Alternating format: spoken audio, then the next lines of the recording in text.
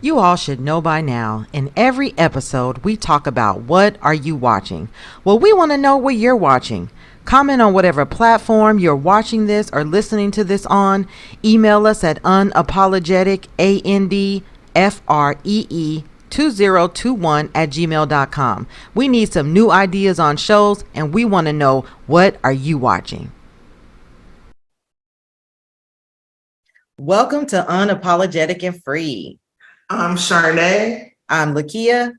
We are sisters by blood and friends by choice. Hi, everyone. It has been a very long time since we have been before you, but I need to give a trigger warning announcement about today's episode. It may be, again, triggering, and it may be sensitive to some people.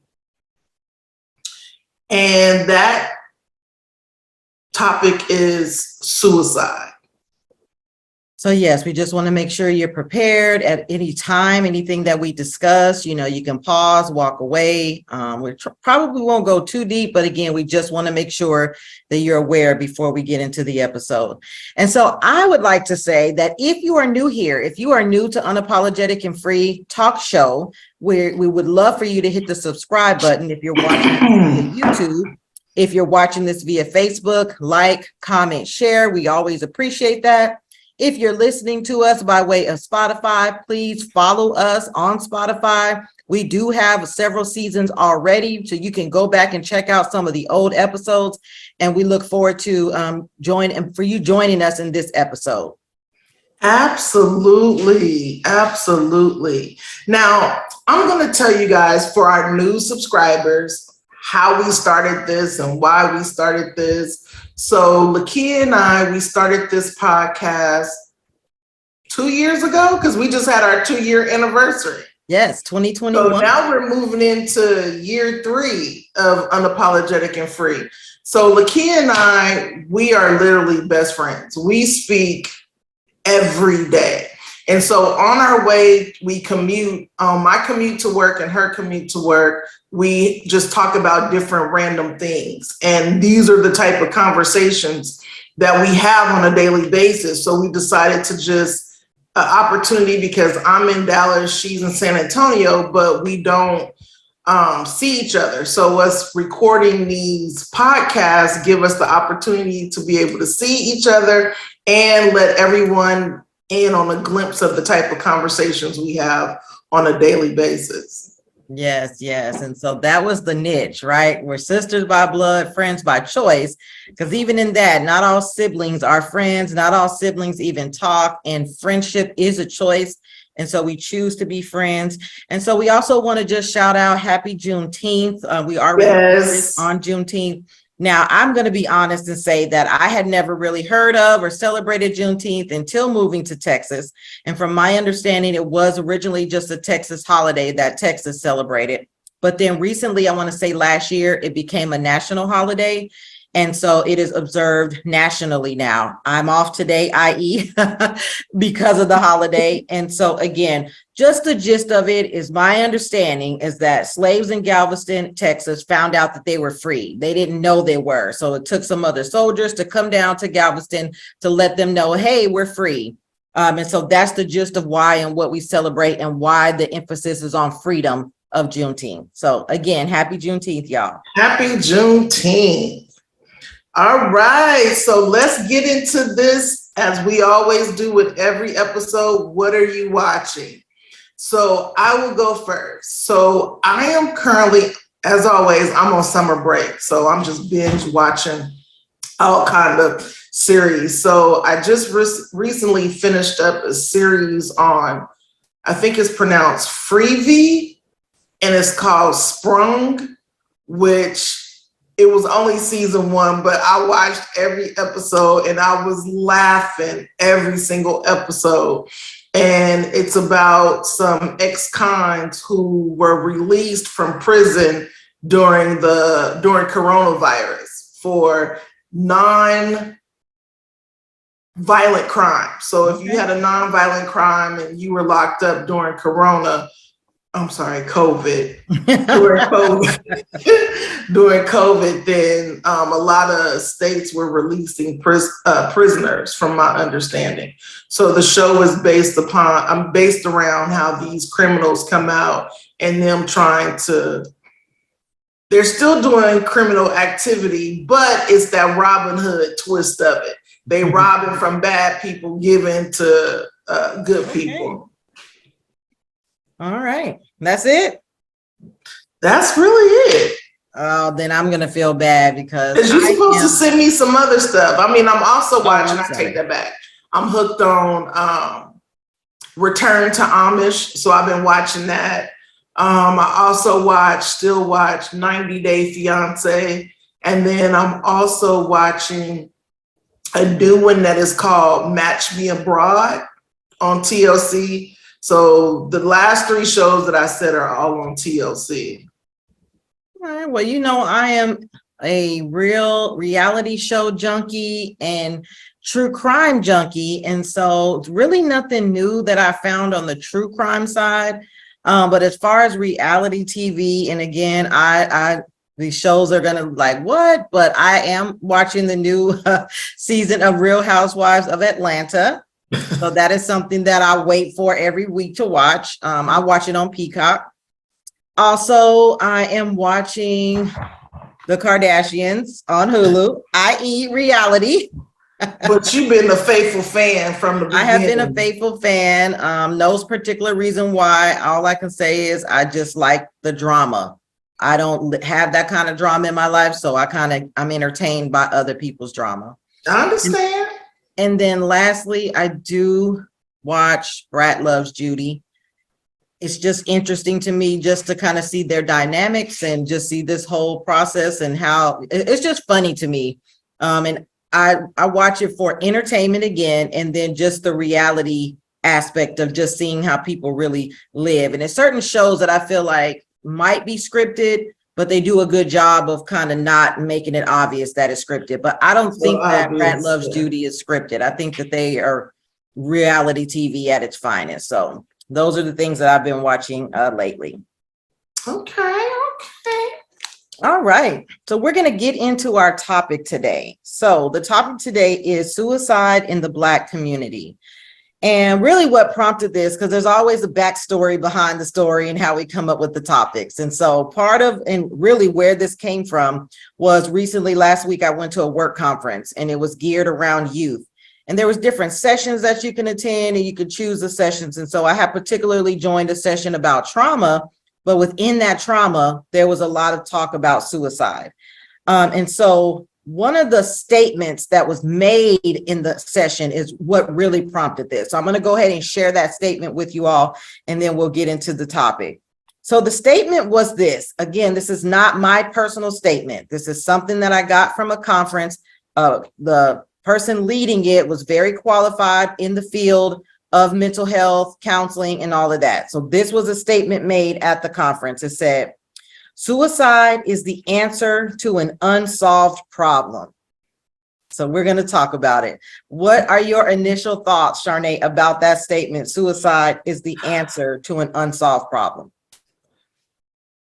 When I first heard it, I was like, well, that's true. Like, that's what some people believe, like their only option is death by suicide because they don't see any other way. Right. So initially it sounds kind of harsh, right? Because it's like, man, like that's the answer. But when you dig deeper into it and you start peeling back the layers of the whys and the hows, it does usually lead to said person that had a problem, whatever that problem was, or whatever that issue was, or that situation was, and they didn't see any other way to solve the problem. So death by suicide was their answer. In other words, so it's usually something going on that's causing a person, right, to feel like they want to die by suicide. And we're being very careful in how we say death by suicide or died by suicide versus the way that we've always known. We would say, oh, somebody, right. We would say, oh, somebody committed suicide, or we would say, oh, somebody killed themselves. Right. And so it's been a lot of work around changing the verbiage, changing the language, right? To not associate it with an act of crime, right? To just be able to say they died by suicide. And so again, we're purposely being very careful in how we say that. And so again, suicide is the answer to an unsolved problem. When we think about unsolved problems in our lives, and I can just share, there was times when I thought about it, but never had a plan, right? Never really carried out. Well, there was a time in my life when I said, oh, I should do this, or I could, but I didn't go as far as being able to actually see myself do it. And then in the time where I was close to doing it, and I'm just speaking for me and my experience, it was my faith in Jesus that would not let me do it. Meaning, even though I was in a really bad situation, I didn't see any way out. Because that's the other thing. I didn't see how I was going to get out of this situation that I was in. And so I'm like, man, the only way is I just need to die. That was what I thought. But when it all came down to it, something in me, which I know the faith that I have, just wouldn't let that be the answer, because we're talking about suicide as being the answer to the unsolved problem. So in me, my faith would not allow that to be the answer. And so I did not go through with it. Obviously, I'm still here, but I attributed the reason why I didn't use that as the answer because of my faith.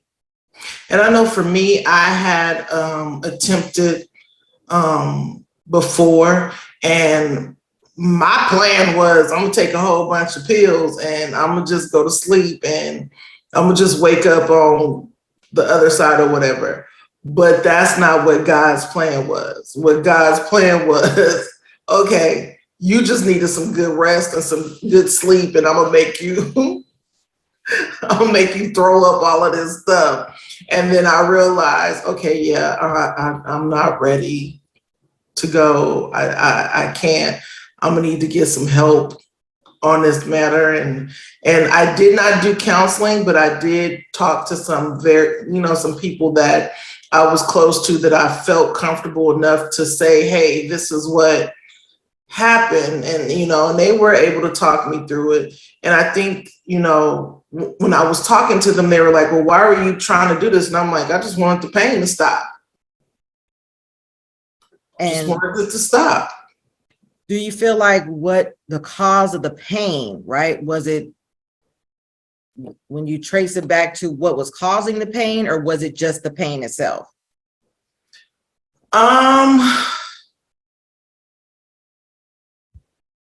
It was just everything that was going on in my life during that time.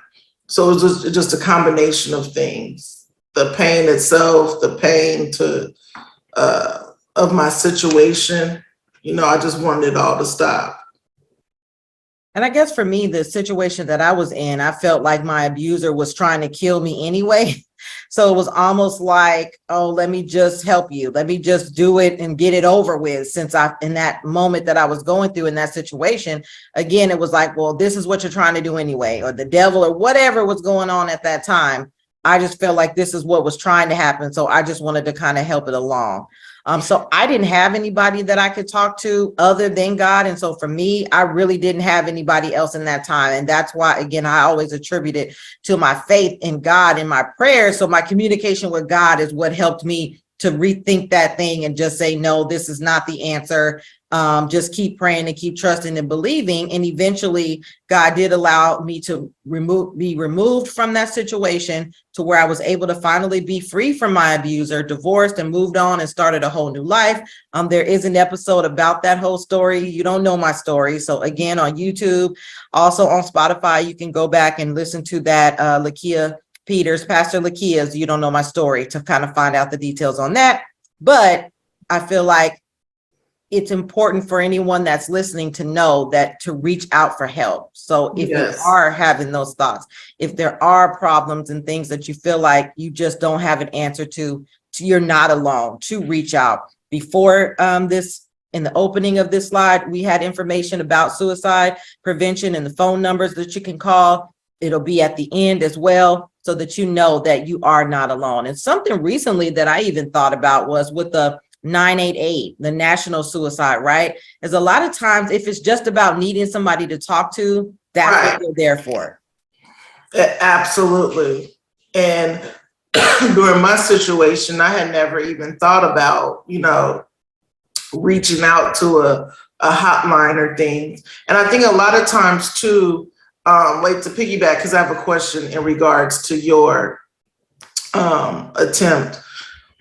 You said your captive, was trying to do it anyway. So do you feel like the purpose of yours was one thing he would not have been able to control? That was something that you were going to control?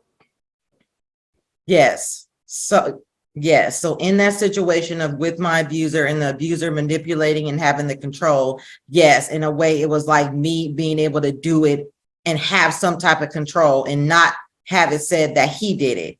But that was still the warped thinking, right? Because either way, the enemy was still trying to get me to die by suicide, right? Either way, whether he made me believe that my abuser was going to do it or whether I did it myself, it still was the goal of dying and no longer being here. So absolutely. Okay. Now, and to to piggyback to resources. That's the thing. Like, a lot of people don't know, and I'm glad you brought that up. Like with the suicide prevention hotline or whatever, where people can, they may not in that say, okay, I need full-fledged counseling, but I just need somebody to talk to, and that's what they're there for. Right. And we are mental health advocates. I'm personally a mental health advocate. I believe in therapy. Jesus and therapy saved my life. That is my testimony. That is what I believe with all my heart, because the scripture alone says faith without works is dead. So my faith in Jesus Christ is what gave me the strength and the courage and the ability to reach out for the help. The therapy aspect of it helped me work tools and to put things in place to be able to deal with those problems, right? Because at the end of the day, we're still talking about the statement of the answer to an unsolved problem. So therapy allowed me to learn tools and to implement practical things to help me process when things aren't going right, when I'm feeling stressed and when things are happening beyond my control, and how to deal with the fact that I can't control anyone else but me. And so that's why I am a very firm believer in, again, Jesus and therapy saved my life. Yes. All right, so we're going to get into some, y'all know we always got to do some type of research, some kind of statistics, some kind of something that we've looked up to let you know we're not just on here babbling. And so, Sharnae, you were going to talk about suicide in Black youth. You know what? I forgot that that's what I was supposed to be focusing on, but I just went to the CDC, and I was looking up suicide on the CDC. And so the CDC says that over 48,000 people died by suicide in 2021, and that one death every 11 minutes. And then many adults think about suicide or attempt suicide. So 12.3 million seriously thought about suicide, 3.5 million made a plan for suicide, and 1.7 million attempted suicide. Those are some really high numbers. That is some really high numbers. Wow. Which just, again, with those numbers being high, I think it falls back on, how do we prevent this? What we need to, again, there's always in the media, we always got these hot topics and stuff that we talk about, but I think it's very important to keep some of them really in the forefront. Right. And I think it comes down to awareness. And so I don't want to move you too fast. Did you have anything else? No, because I have some strategies to prevent suicide, but then so we'll come back to that. Yeah, we'll come back to that. I think it comes down to awareness. And so one of the Hey. All right. So with that being said, we're going to go ahead and just take a detour. And in this detour, we're going to go ahead and have our guest share his personal experience, James Peters, my husband, for those who don't know, about his personal experience with suicide. Can you hear it? Yeah, we Yes. ready. Yes. We Thank y'all for professionals. having We know how me. to Thank you improvise, sir. for having me once again on your show. It's always an honor to be able to be a part of such a great podcast, whatever y'all want to call it. But thank y'all for having me. So, y'all want to know my personal story about suicide, as far as what I was going through at the time that I wanted to do the unthinkable. At that time in my life, uh, I was going through a lot. I was on drugs. I lost my mother. Uh, Come to think of it, over the years of afterward, I come to the conclusion that I was missing my mom a whole lot. Uh, I could say the drugs was a part of it as well, but for the most part, it was a part of me that was gone, that I truly was missing at that time. And with the drugs, it got worse and worse, And so at that time, I was losing everybody in my life. Uh, I had no relationship with my family like a family should have. Yes, I seen them. Yes, we talk, but the relationship as brothers and sisters, as auntie and uncles, and all that wasn't a positive thing in my life. You know what I mean? It was a void. I kept pushing away because I wanted to do something different. But and it came to the point where I was tired. Uh, I felt that no one wanted me around, no one wanted me in their life or none of that. So I was like, I mean, what the heck, just do the unthinkable. You know what I'm saying? Uh, who's gonna care? Who's gonna miss you? And all this stuff was running through my head at the time, and it was a couple of occasions that I wanted to do just that. But I know what I know today, that it was a way out that I didn't know. I reached out, I cried out for help, I got help for it. But the help that I got was a physical thing, from my dad. He actually came and rescued me from that attempt. Uh, but you can go through a lot of things in life, you know what I mean, and you might think that it's the end of the world for you when things is not going your way, but it's a choice in life that you have to make, and the right choice is to live and not die by that way. You know what I mean? What I did know back then is that I knew uh, killing myself wasn't allowed by God. God didn't honor that. So I knew uh, that much, but I didn't know how to call on God. And that's the difference. Knowing that it was wrong and it was an abomination unto the Lord, I knew that, but I didn't know how to call on God and ask God for the help that I needed. Yes, we always say things out of our mouth in a time of troubles, in a time of situation when we're going through some things and oh God, I need your help. God, I need your help. And that's one thing. God hear you and he help you in a time of need. But yet we don't realize what we're saying out of our mouth. And at that time, I did not know. What I know today, when I could call on God, when I call on the name of Jesus, that God will answer because of who I am today in Him and who He is in me today. But being at my lower point at that time, I was just tired of living. Let's just keep this up. I was just tired of living. I didn't want to be a burden on no one. I didn't want nobody to feel sorry for me and give me something to eat or put $1 in my pocket. I wasn't doing nothing for myself to get it legally or whatever. So just to be a memory to them was for me to just in my life, you know. So I don't know. Y'all want to hear more? Y'all got any questions? I was just going to say, well, I thank God that you didn't do it, because then you wouldn't be able to be here to be my husband. Oh, help the Lord. Just had to put Help that plug in there. I love you, honey. Yeah, you're right. You're right. You're right. You're right.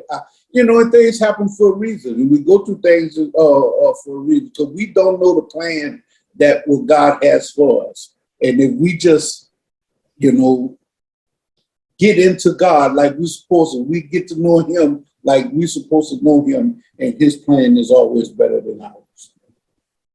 Thank you. Any last words? We do appreciate you coming on and sharing your story with us. No, I just want to thank y'all once again for allowing me to come and share my little small testimony with you guys.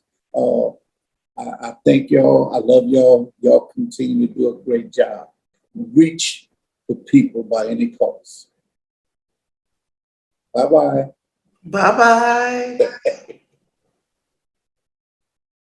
All right. So again, we are grateful for our guests. Whenever anyone is willing to come on and share, Anybody wants to come and hang out with us to talk. So please just reach out to us. I always put the contact information in the show notes and at the back so that you can reach us. And so again, that still takes us into a good segue, because we were talking about awareness. And so I found this article, and it says, the article is from Everyday Health.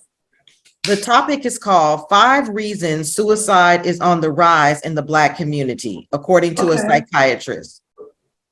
And this is by Maya Nigel Hoskins. Give me just one moment. Sorry if we messed up your name.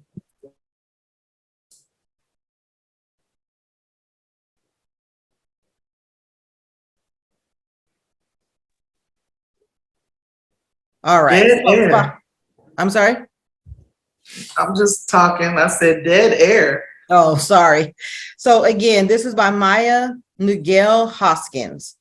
And so first of all, it says suicide rates are climbing in the Black communities around the United States, according to a psychiatrist, Patrice Harris, MD, a former president of the American Medical Association. She discusses what factors may be driving the increase. So the first reason, social media ramps up pressure to fit in. I can see that. So number one, it says social media is undeniably pervasive and has made society incredibly vulnerabilistic. I agree. Trying to be something you're not, trying to live up to what you see and not even knowing, and all that comes with social media, right? If you don't say everything right, if you don't do it right, all the pressure that because the trolls are coming, the negative comments are coming. Yes. So number 2, mental health stigma impedes Black people from seeking help. Yes. Still today, and that's what we call, again, the stigma of it. And we're again here to just myth bust that. As Black women, we have both indicated and have shared that we have spoken to mental health professionals, therapists, group counseling, books. So again, it should podcast. Right. Get help. It's okay. It is okay to get help. So that was number 2. Number 3 is, it says treatment is often less accessible to Black people. So again, this was in 2022. I feel like, yes, it is still a challenge. However, there are a lot of free help. You just might have to look for it. But I believe that there is more access available. Yeah, this was in 2022. And also too, I think nowadays, as we're seeing too, there are more Black therapists, more Black therapists, men and women that you can reach out to.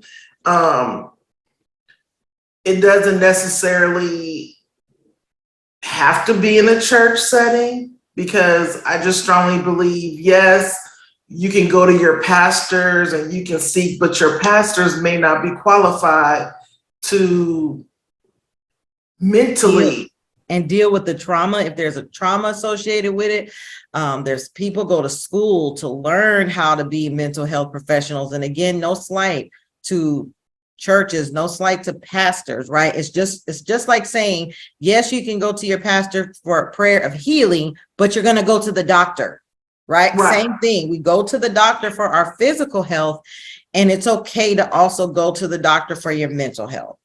Sorry, I didn't mean to cut you off. So number 4, I want to spend a little time on this one. It says, number 4 says, Black people continually face racism and discrimination. And so it's specifically talking about the murder of George Floyd in 2020 sparked nationwide protests against racism in the United States, which Black people have faced for centuries.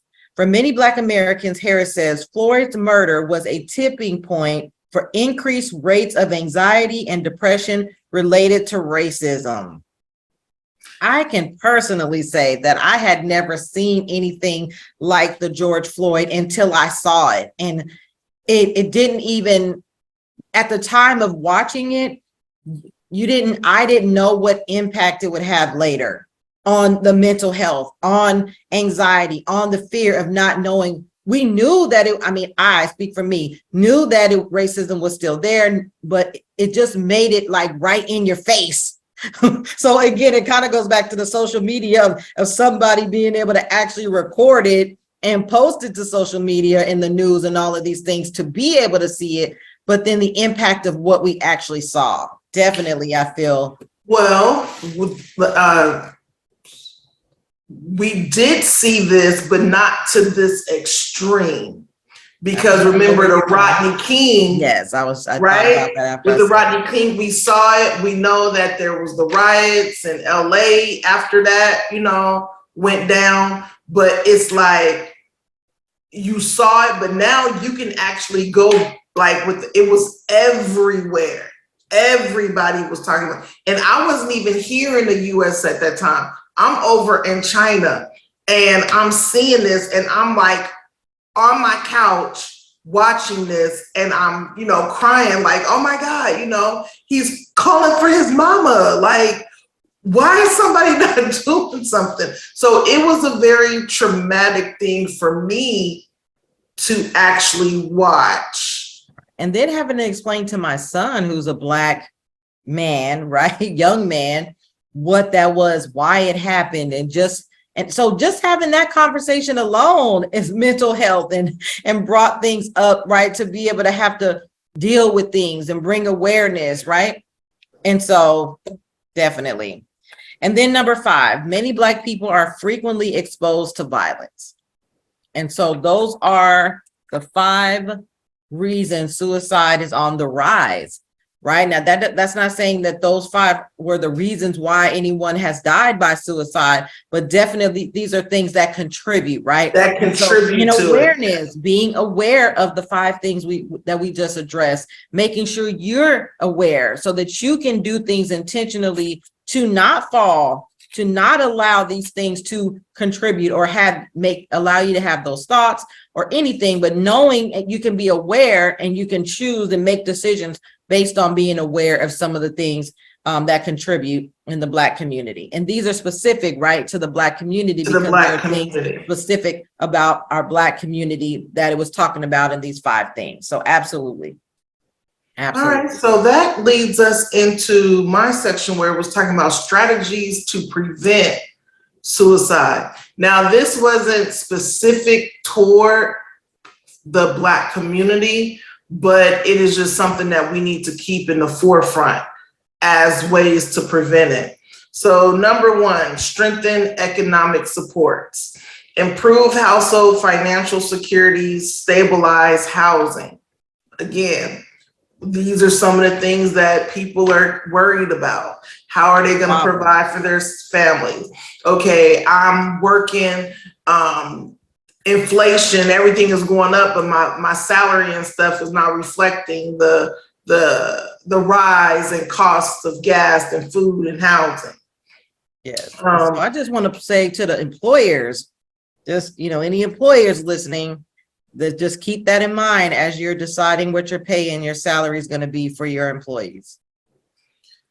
Then the next one was create protective environments, reduce access to lethal means among persons at risk of suicide. create healthy organizational policies and culture, reduce substance use through community-based policies and practices. Wow. Reduce access to lethal means among persons at risk of suicide. So again, in the news, it's all about these gun laws and gun rights, and we've been having these, mass shootings and stuff that again leads to, the fear. Right. But the other thing is the drug abuse, right? And just with the fentanyl and all of what's happening, something that came up, and I don't know which session it was in, but somebody asked, like, why would the drug dealers want to put the fentanyl in there if it's killing off their customers, right?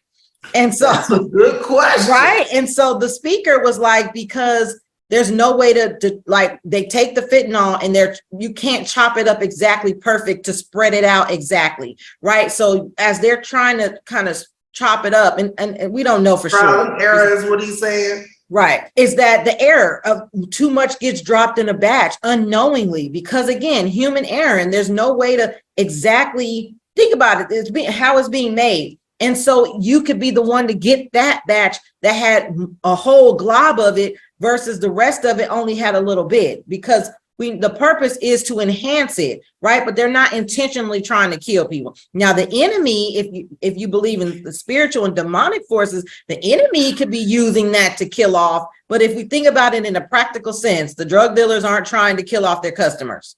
And so, but our point is staying away from lethal, what'd you call it? Mm-hmm.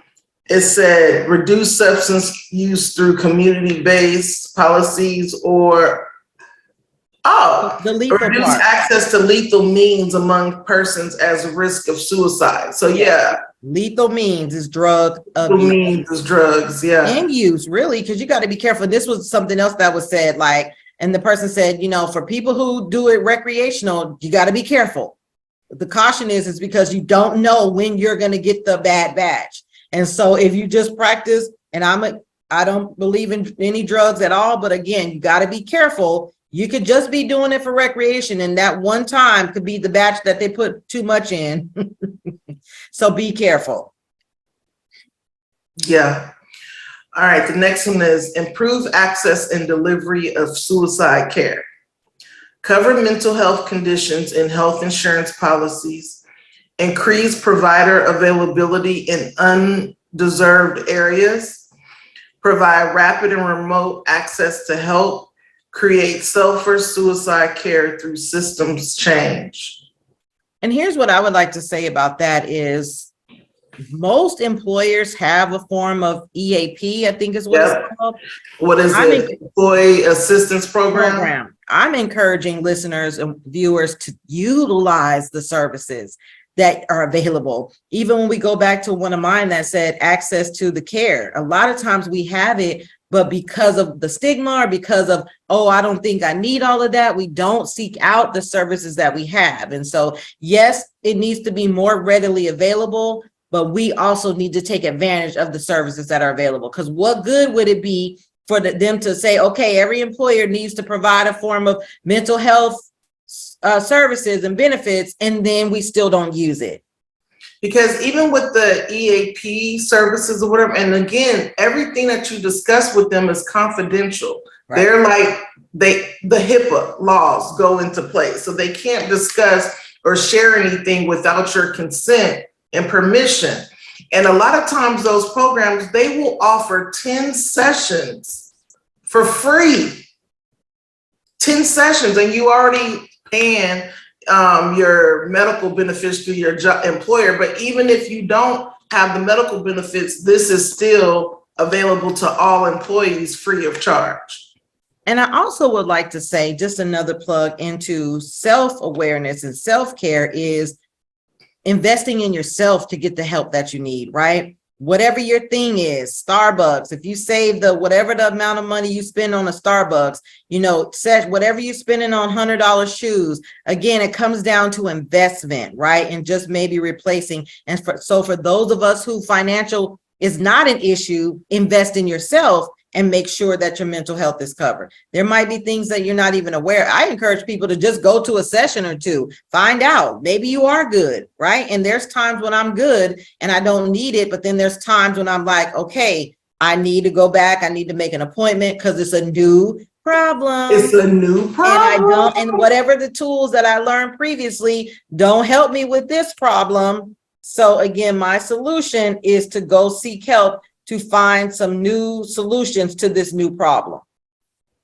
And that's the next one, teach coping and problem solving skills. So how are you to get those coping and problem solving skills if you don't go talk to somebody or if you don't go join a session?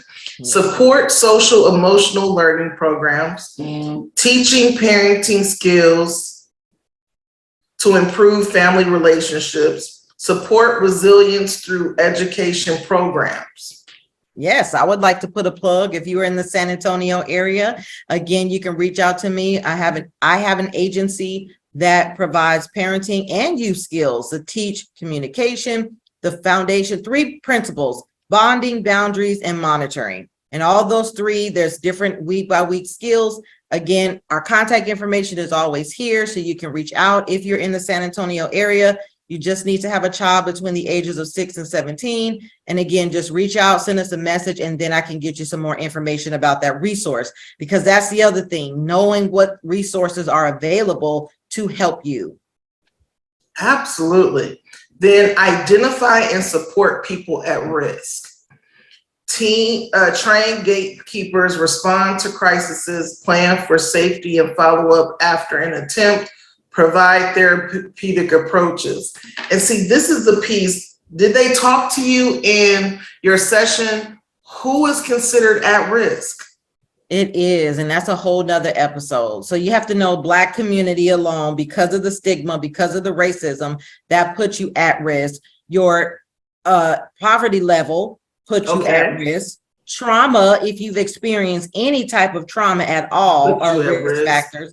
And so foster care, kids are in foster care, that so those, it's so many risks, right? That's a whole separate thing, but absolutely there are risks. And I named some already, but there's so many more risks. Again, drug abuse, alcohol abuse put you at risk, right? For and then lack of education puts you at risk as well. Absolutely. Teenage pregnancy, yeah, it's a lot. Now that you're saying that puts you at risk. Yes. Okay, and then the last one is lessen harms and prevent future risk. Intervene after a suicide. Postvention, report and message about suicide safety. But even with that, people have to be willing to be vulnerable and to say, I need help, or this is what happened, for people to be able to follow up with them. But then that takes me to people are afraid to ask the question. What questions are they afraid to ask? Have you thought about ending your life? That's one. Because what did you called me and you told me that people don't want to ask that question because why? They think. Oh yeah. So it was said that people say, oh, well, I don't want to ask because I don't want to put it in their minds if they weren't thinking about it. And so the person that was leading the class said, as long as he's been doing counseling and teaching, not one person has ever said, I thought about it or I did it because somebody asked me if I was going to. And so that's a myth that, oh, I can't ask them if they are thinking about it or if they have thoughts or plans of ending their life because I don't want them to think about it. That's a myth. You need to, and most research shows the people said because they were asked, that's what saved most lives, was somebody came out and asked, are you planning this? Do you have thoughts of doing this? Have you thought this through? And confronted them. So then when they were able to say it, it opened up the conversation to allow help to be received, right? Because of somebody being bold enough to just ask. Yeah, because that would be the thing. Oh, well, I put it in their head. So it's, if they do follow through with it, it's my fault because I asked them. Right. No, they were already probably way before you. Grief is another thing that puts you at risk. When parents lose children, that's a big one that put you at risk. Just to go back to some of the risk. And again, with this topic, we could go on and on. We can go so many other subways. But again, we did just, feel led to come on and to just kind of briefly and talk about this from the aspect of it's not the only answer. It's not the only answer. It's not an answer. I want to encourage you with that, just to, again, reach out to get help. And again, we'll have information available for you. We already have it at the beginning of the slide, but we'll make sure we have it in the show notes and everywhere that we post this. Any last minute thoughts, Charnay? No, I enjoyed this. We always enjoy it. And so I'm just going to put her on blast right now. We always enjoy it. It just takes so much for me to get her to get on here and do it. And It be me. It's me. It's me. It's me. She be ready to go, and I just have to motivate myself to do it. And sisters by blood, friends by choice doesn't work if it's only one person on here. So for real. But so again, we are always welcome for people to just want to come and chat with us. Yeah, if you guys have ideas of something you want us to talk about, this is unapologetic and free. So we like to talk about those hard, sensitive conversations because it needs to be talked about. We're all about awareness. And so we thank you for joining us today. We thank you for listening. If you're listening, again, we look forward to always chatting with you guys, always spending time, always coming on to talk to each other, but to let you in on the conversation. Oh, what the conversations that we have. Absolutely. Thank you guys for tuning in. Be blessed. Bye.